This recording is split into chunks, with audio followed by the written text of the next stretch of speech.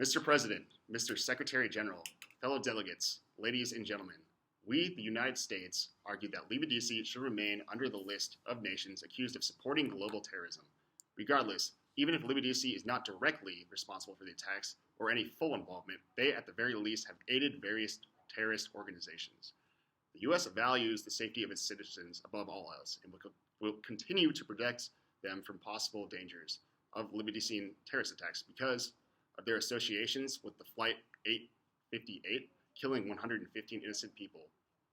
The refusing to identify senior members of Al-Qaeda in 2003, the leaked documents that associated them with Iran, the Taliban, Afghan warlords, and Al-Qaeda, their prior knowledge of Great Gahiist attacks, including the 1988 kidnapping and murder of Colonel Koskin Kirka, the 1992 and 1994 bombings of Syrian cultural institutions in Canada.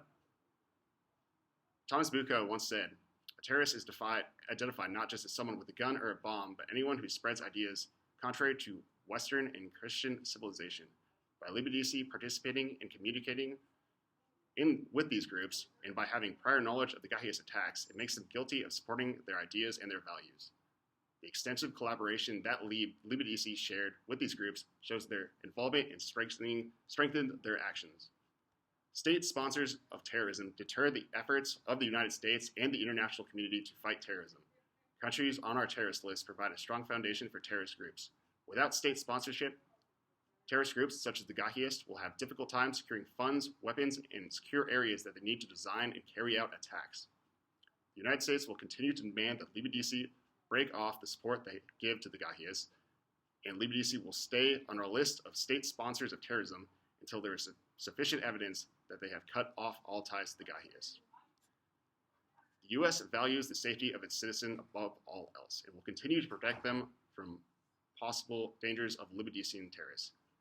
Because of the prior situations that have taken place regarding Libya-DC's involvement with the collaboration of these terrorist groups, it's crucial that we take action immediately to prevent any more acts of terrorism to take place against our country.